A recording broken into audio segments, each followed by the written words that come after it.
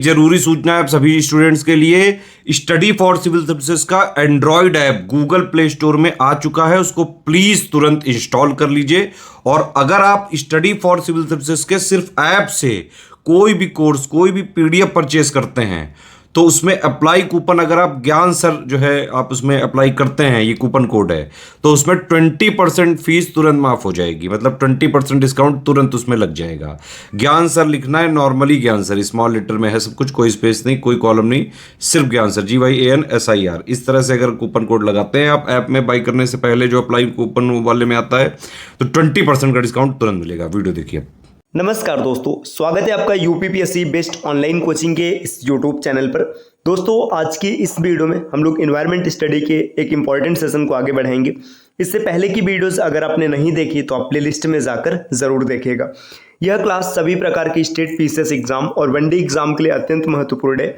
आप किसी भी एग्जाम की प्रिपरेशन कर रहे हैं, यहाँ से क्वेश्चन देखने के लिए ज़रूर मिलेगा। तो चलिए, यहाँ पर दिया पारिस्थितिक दक्षता, इसके बारे में हम लोग आगे देखते हैं। देखिए, इसमें पारिस्थितिक दक्षता को समझने से पहले कुछ बिंदुओं को समझना आवश्यक है, जो यहाँ पर 1 और 2 के रूप में दिया गया है। पारितंत्र पोषण संरचना में यह स्पष्ट हो जाता है कि क्रमवर्ती पोषण स्तर में ऊर्जा का ह्रास होता है। इसके 2 प्रमुख कारण है। देखिए, लाइन जो लिखा गया इसको थोड़ा सा यहाँ पे समझते हैं। जैसे आपने पारितंत्र में देखा, उत्पादक, जैसे मान के चलेगा यहाँ पर घास है जो उत्पादक का काम कर रहा है, इसको टिड्डा खा रहा है जो कि प्राथमिक उपभोक्ता है। टिड्डे को मान के चलेगा मेंढक खा रहा है, ये द्वितीयक उपभोक्ता है। मेंढक को सांप खा रहा है तो ये तृतीयक उपभोक्ता है। देखिए, घास में जितनी ऊर्जा होगी इसका 100% इसे नहीं मिलेगा, कुछ ऊर्जा नष्ट हो जाएगा। टिड्डे को जब मेंढक खाएगा तो इसकी जितनी भी ऊर्जा होगी, जैसे मैं नंबर से लिख रहा हूँ, मान लीजिए इसके पास 100 एनर्जी है ना, तो इसमें मतलब 100 से कम ही आएगा। जो भी आएगा अभी आगे समझेंगे। ऐसे 10% का नियम चलता है, तो अगर 10% का नियम अप्लाई करेंगे तो इसको 10 एनर्जी मिलेगा। अब इसका 10% मतलब इसको 1 मिलेगा, सांप को 0.1 मिलेगा। यही चीज़ यहाँ पे कहा गया है कि पोषण स्तर में ऊर्जा का ह्रास होता है। अब इसके 2 प्रमुख कारण है। पहला कारण है, प्रत्येक पोषण स्तर में उपलब्ध ऊर्जा का एक भाग श्वसन में नष्ट हो जाता है या उपापचय क्रियाओं में प्रयुक्त हो जाता है। देखिए, जो पोषण स्तर में ऊर्जा होता है इसका कुछ भाग या तो श्वसन में नष्ट हो जाएगा या तो उपापचय की क्रिया में नष्ट हो जाता है। और दूसरा कारण है कि ऊर्जा का एक भाग प्रत्येक रूपांतरण पर नष्ट हो जाता है। अर्थात जब ऊर्जा निम्न पोषण स्तर से उच्चतम पोषण स्तर में जाती है तो उसमें ऊर्जा के रूप में नष्ट हो जाती है। मतलब जैसे घास से ऊर्जा जब टिड्डे में स्थानांतरित होगी तो कुछ ऊर्जा इस उष्मा के रूप में नष्ट हो जाती है। यही 2 कारण है कि जो निम्न पोषण स्तर के जीवधारी है, इनसे जब उच्च पोषण स्तर में ऊर्जा स्थानांतरित होता है तो ये नष्ट हो जाता है या कम हो जाता है। अब यहाँ पर देखिए दिया है, निम्नतम पोषण स्तर के द्वारा प्राप्त की गई ऊर्जा तथा उच्चतर पोषण स्तर के में स्थानांतरित होने वाली ऊर्जा के अनुपात को पारिस्थितिक दक्षता कहते हैं। अब आपको क्लियर हो गया होगा। देखिए, यहाँ पे निम्नतम पोषण स्तर में जितनी ऊर्जा है और इसके बाद उच्चतम पोषण स्तर में जितनी ऊर्जा है, उसी के अनुपात को पारिस्थितिक दक्षता कहते हैं। पारिस्थितिक दक्षता को सर्वप्रथम 1942 में लिंडमैन ने परिभाषित किया था और 10% का नियम भी प्रस्तुत किया। अर्थात यहाँ पे दिया, यदि 100 पोषी 100 कैलोरी का उत्पादन करते हैं तो शाकाहारी जीवों में 10 कैलोरी तथा मांसाहारी जंतुओं में 1 कैलोरी उपलब्ध होगी। यद्यपि विभिन्न पारितंत्रों में थोड़ा अंतर हो सकता है तथा पारिस्थितिक दक्षताओं का परास 5 से 35% के मध्य भी हो सकता है। मतलब जो 10% का नियम इन्होंने दिया, साथ ही साथ इस भी बिंदु की चर्चा की गई है कि अलग अलग पारिस्थितिक दक्षताएं अलग अलग हो सकती हैं। ये 5% से 35% तक हो सकती है। पारिस्थितिक दक्षता, इसे लिंडमैन दक्षता के नाम से भी जाना जाता है। यहाँ पर एक ग्राफ के माध्यम से समझाने का प्रयास किया गया। इसे थोड़ा सा जूम करते हैं ताकि चीज़ों को बेहतर स्तर पर देखा जा सके। देखिए, यहाँ पर दिखाया गया, ये सन है, सन मतलब सूर्य। सूर्य से ऊर्जा मिला किसको? प्रोड्यूसर। प्रोड्यूसर मतलब जो उत्पादक होता है, मतलब जो ऊर्जा का निर्माण करेगा। अब इसे ऊर्जा मिला 100%। सूर्य की जितनी भी ऊर्जा इसे 100% मिला। अब इस ऊर्जा को जब प्राथमिक, देखिए यहाँ पे लिखा है प्राइमरी कंज्यूमर, मतलब प्राथमिक उपभोक्ता, अगर ये ग्रहण करेगा तो ऊर्जा सिर्फ इसमें 10% पहुंचेगा। सेकेंडरी कंज्यूमर, इसमें सिर्फ 1% आएगा। टर्शियरी कंज्यूमर, इसमें देखिए अगर ये 1% है तो 0.1% आएगा। और जब यहाँ पे टॉप मतलब जो सबसे ऊपर का रहेगा इसमें 0.01% यही यहाँ पर दिखाया गया है। देखिए, और यहाँ पे डिकम्पोजर मतलब इसकी मृत्यु होगी या इसकी मृत्यु होगी या इसकी मृत्यु होगी या इसकी होगी या इसकी होगी। डिकम्पोजर जो अपघटन करता होते हैं इसे अपघटित करके फिर से मिट्टी में मिला देंगे। और एनर्जी का जो लॉस्ट हो रहा है मतलब जो एनर्जी नष्ट हो रही है ये उष्मा के रूप में हो रही है। इस चार्ट से आप आसानी से समझ सकते हैं पूरे इकोसिस्टम को। देखिए, इकोसिस्टम में आपने अब तक जितना पढ़ा है ये सब यहाँ पर आपको देखने के लिए मिल रहा है। चलिए अब आगे बढ़ते हैं दोस्तों। देखिए, अगर आप टीम के पेड कोर्सेज से जुड़ना चाहते हैं पीसीएस के कंप्लीट प्रिपरेशन के लिए तो आप इन दिए गए नंबर पे कॉल या व्हाट्सएप करके टीम के पेड कोर्स से जुड़ने की प्रक्रिया समझ सकते हैं। यहाँ पे कुछ नंबर्स दिए गए हैं। इसके अतिरिक्त ये नंबर ज्ञान सर का है, आप यहाँ से व्हाट्सएप के माध्यम से जानकारी प्राप्त कर सकते हैं। और प्ले स्टोर से स्टडी फॉर सिविल सर्विसेज का एप्लीकेशन इंस्टॉल करना ना भूलिएगा दोस्तों। एप्लीकेशन के माध्यम से अगर आप किसी भी कोर्स को परचेस करते हैं और कोड अप्लाई करते हैं ज्ञान सर, जिसमें कि सभी लेटर्स इस्तेमाल होंगे और कोई भी स्पेस नहीं रहेगा, तो आपको अप टू 50% तक डिस्काउंट देखने के लिए मिल सकता है। लेकिन ये ऑफर लिमिटेड टाइम के लिए, तो जल्द से जल्द आप जो भी कोर्स परचेस करना चाहते हैं उसे परचेस कर लीजिए। अब आगे यहाँ पर दिया है, देखिए जलीय पारिस्थितिक तंत्र की विशेषता। देखिए, जलीय पारिस्थितिक तंत्र कई प्रकार की हो सकती है। यहाँ पर पहला दिया है अलवण जलीय पारिस्थितिकी तंत्र। अलवण जलीय का मतलब ये जो तालाब का झरनों का जल होता है इसकी बात। यहाँ पर दिया सरित। सरित मतलब बहता पानी या फिर सरोजल मतलब स्थिर जल में पारितंत्र की बात की जाएगी। सरित जल प्रणाली में ताजे पानी की धाराएं, झरने इत्यादि शामिल है, जबकि सरोजल जल निकाय में तालाब, दलदल आदि शामिल है। ये भौतिक, रासायनिक और जैविक विशेषताओं में काफ़ी अलग होते हैं। देखिए, जहाँ पे पानी की धारा बहती रहती है जैसे झरना हो गया है ना, तो ये और जो पानी रुका हुआ है जैसे तालाब, दलदल, इसमें काफ़ी अंतर होता है। समुद्री पारिस्थितिक तंत्र पृथ्वी का 3/4 भाग महासागरों द्वारा घिरा हुआ है, अतः समुद्री जो पारिस्थितिक तंत्र है कई प्रकार से हो सकता है जिसे यहाँ पर प्रस्तुत किया गया है। ज्वारनदमुख, ज्वारनदमुख वह स्थान है जहाँ नदी तथा समुद्र का जल मिलता है। ज्वारनदमुख नदी और समुद्र दोनों से ज़्यादा उत्पादक क्षेत्र होता है। देखिए, नदी और समुद्र दोनों मिलता है तो यहाँ पे प्रोडक्टिविटी काफ़ी ज़्यादा होती है। अब जैसे इसके कुछ उदाहरण दिए गए, नदमुख, तटीय कड़ी, ज्वारीय अनूप, लैगून, डेल्टा इत्यादि, ये सब ज्वारनदमुख के महत्वपूर्ण उदाहरण हैं। जैवमंडल, जैवमंडल क्या है? पृथ्वी का वह भाग जहाँ जीवन मौजूद हो सकता है उसे जैवमंडल कहते हैं। यह वायुमंडल, जलमंडल और स्थल मंडल का प्रतिनिधित्व करता है। यह ध्रुवों पर अनुपस्थित है। देखिए, जहाँ जहाँ जीवन मिल सकता है उसे जैवमंडल कहेंगे। वायुमंडल, जलमंडल, स्थल मंडल, हर जगह जीवन है, लेकिन दिया है कि ध्रुवों पर अनुपस्थित है। कभी कभी कवक और बैक्टीरिया यहाँ पर मिलते, बैक्टीरिया के जीवाणु नहीं मतलब बैक्टीरिया यहाँ पर होते हैं, लेकिन ये एक निष्क्रिय रूप में होते हैं, मतलब सक्रिय नहीं होते। अब यहाँ पर दिया गया दोस्तों घास भूमि पारिस्थितिक तंत्र, मतलब ग्रास लैंड इकोसिस्टम।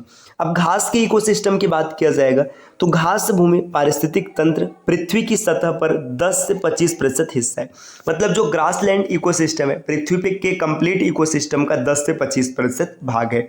यह उन क्षेत्रों में पाया जाता है जहां वर्षा लगभग प्रति वर्ष 15 से 75 सेंटीमीटर होती है। अब देखिए, जहाँ पर वर्षा इतने क्षेत्र में होता है 15 से 75 सेंटीमीटर, वहाँ पे घास पारितंत्र पाया जाता है। वर्षा वन क्षेत्रों के अनुकूल नहीं है, पर यह मरुस्थल वाले क्षेत्रों से अधिक होती है। मतलब देखिए, जो घास का इकोसिस्टम है वर्षा वन क्षेत्रों के अनुकूल नहीं है, मतलब जहाँ पे ज़्यादा वर्षा होगी वहाँ पर नहीं मिलेगा, लेकिन मरुस्थल क्षेत्रों से अधिक है। मतलब देखिए, ऐसे समझिएगा, जहाँ पे वर्षा वन है, अगर घास की बात करेंगे तो वर्षा वन से कम और मरुस्थल से ज़्यादा बारिश वाले क्षेत्रों में पाया जाता है। यह विशिष्ट घास के मैदान होते हैं जो आमतौर पर समशीतोष्ण जलवायु में पाए जाते हैं। इन्हें दुनिया के अलग अलग क्षेत्रों में अलग अलग नाम से जाना जाता है। जैसे यूरोप या एशिया में इन्हें स्टेपी कहा जाता है, साउथ अमेरिका में पंपास कहा जाता है। ये क्वेश्चन कई बार बना है पेपर में कि पंपास घास के मैदान कहाँ पाए जाते हैं, तो साउथ अमेरिका में। साउथ अफ्रीका में विल्ड और ऑस्ट्रेलिया में डाउन्स के नाम से जाना जाता है। भारत में ये मुख्य रूप से उच्च हिमालय में पाए जाते हैं। शेष भारत के घास के मैदान मुख्य रूप से स्टेपी और सवाना से मिलकर बने होते हैं। देखिए, हिमालय को अगर छोड़ देंगे तो जो शेष भारत में घास का मैदान है ये स्टेपीज और सवाना का मिक्सचर होता है। स्टेपी की संरचना के लिए अधिकतर रेतीले और खारे मिट्टी वाले बड़े बड़े क्षेत्रों की आवश्यकता होती है। मतलब स्टेपीज घास का मैदान वहीं होगा जहाँ पर रेत और खारे मिट्टी वाले बड़े बड़े चट्टान मिलेंगे। अब देखिए, भारत में पश्चिमी राजस्थान के कुछ क्षेत्र स्टेपीज की संरचना के अनुकूल हैं, जहां की जलवायु पूरे साल 10 से 11 महीने के लिए अर्ध शुष्क रहती है और औसत वार्षिक वर्षा 15 सेंटीमीटर से कम होती है। ये मैदान रेतीले और खारे मिट्टी के बड़े क्षेत्र पर पाए जाते हैं। तो स्टेपीज के बारे में याद रखिएगा, रेतीले और खारे मिट्टी के क्षेत्रों में होते हैं। यहाँ की मिट्टी हमेशा खुली हुई होती है, कभी कभी चट्टानी भी होती है, लेकिन अक्सर रेतीली होती है, जिसमें स्थिर और अस्थिर रेत के टीले होते हैं। इन मैदानों में शुष्क घास केवल संक्षिप्त आर्द्र मौसम के दौरान पाई जाती है। घास की परत विरल होती है और मुख्य रूप से वार्षिक घास प्रजातियां इसमें शामिल होती हैं। आगे दिया है, सवाना और स्टेपीज के बीच एक बड़ा अंतर यह है कि सवाना में शुष्क घास भरपूर मात्रा में पाई जाती है, जो न केवल आर्द्र मौसम के दौरान बढ़ती है बल्कि शुष्क मौसम में भी छोटी मात्रा में उत्पन्न होती है, जबकि स्टेपी में संक्षिप्त आर्द्र मौसम के दौरान सभी प्रकार की शुष्क घास उपलब्ध होती है। आगे देखिए, यहाँ पे दिया है कि सवाना और स्टेपी के बीच में सबसे महत्वपूर्ण अंतर उसके भौगोलिक स्थिति का है।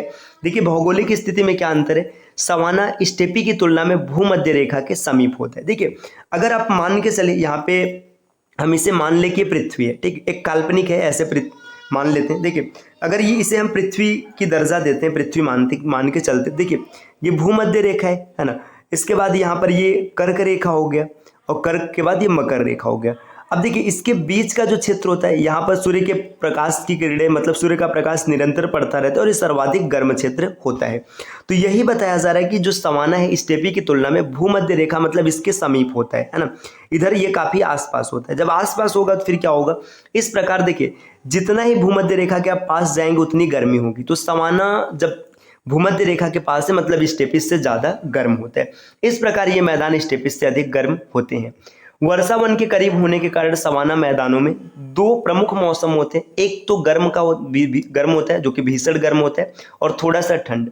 यहाँ पर शीत ऋतु शुष्क होती है, तो ये याद रखिएगा, सवाना की शीत ऋतु शुष्क होती है।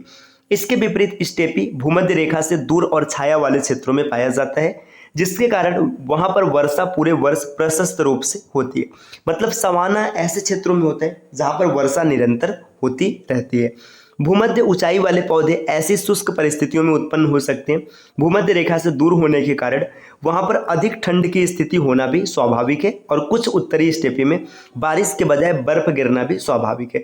देखिए, भूमध्य रेखा से दूर जैसे जैसे जाएंगे गर्मी कम होता जाएगा, तो यहाँ पर मौसम ठंडा होता है, जिसके कारण कभी कभी बारिश के कारण यहाँ पर बर्फ भी गिरता है। देखिए दोस्तों, यहाँ पर घास के मैदान को मैप के माध्यम से दर्शाने का प्रयास किया गया। देखिए, ये नॉर्थ अमेरिका के घास के मैदान को दर्शाया गया, यहाँ पर साउथ अमेरिका के घास के मैदान को दर्शाया गया, ये अफ्रीका में घास के मैदान है, ये ऑस्ट्रेलिया के घास के मैदान है। इसके बाद यहाँ पर एशिया और यूरोप, जिसे संयुक्त रूप से यूरेशिया कहा जा सकता है, यहाँ के घास के मैदानों को प्रदर्शित किया गया है। दोस्तों, इसके बाद आगे दिया है अपघटन। अपघटन क्या होता है, देखिए आपने पीछे अपघटनकर्ता डीकंपोजर के बारे में सुना है। डीकंपोजर पारितंत्र के ऐसे घटक होते हैं जो किसी भी जीव की स्वाभाविक मृत्यु होने पर उनका अपघटन करके उन्हें मिट्टी में मिला देते हैं। तो डीकंपोजर जो प्रक्रिया करते हैं उसे अपघटन कहते हैं। अपघटन क्या होता है इसके बारे में हम लोग अगली क्लास में आगे बढ़ेंगे। वीडियो काफ़ी लंबी ना हो इसलिए इसको यहीं पर स्टॉप किया जा रहा है। और अगर आप टीम के पेड कोर्सेज से जुड़ना चाहते हैं पीसीएस के कंप्लीट प्रिपरेशन के लिए, तो इन दिए गए नंबर पे कॉल या व्हाट्सएप करके आप टीम के पेड कोर्स से जुड़ने की प्रक्रिया समझ सकते हैं। दोस्तों, अगर अभी तक आपने प्ले स्टोर से स्टडी फॉर सिविल सर्विसेज का एप्लीकेशन नहीं इंस्टॉल किया तो जरूर इंस्टॉल कीजिएगा। एप्लीकेशन के माध्यम से किसी भी कोर्स को परचेस करते समय अगर आप कोड अप्लाई करते हैं ज्ञान सर, जिसमें कि सभी लेटर्स इस्तेमाल होंगे और कोई भी स्पेस नहीं होगा, तो आपको अप टू 50% तक डिस्काउंट देखने के लिए मिल सकता है। ये ऑफर लिमिटेड टाइम के लिए है, तो आप जल्द से जल्द उन कोर्सेज को परचेज कीजिए जिस एग्जाम की प्रिपरेशन कर रहे हैं। और अगर आप वन डे एग्जाम की प्रिपरेशन कर रहे हैं तो आपको इंस्टॉल करना है ज्ञान सर एजुकेशन एप्लीकेशन। इस एप्लीकेशन के माध्यम से आप किसी भी वनडे एग्जाम के कंप्लीट कोर्स को मात्र 100 रुपये में प्राप्त कर सकते हैं और टेस्ट सीरीज आपको सिर्फ मिल जाएगा 50 रुपये में। तो जरूर इंस्टॉल कीजिएगा इन एप्लीकेशंस को। मिलते हैं दोस्तों आपसे अगले वीडियो में कुछ नए इन्फॉर्मेशन के साथ, तब तक के लिए नमस्कार।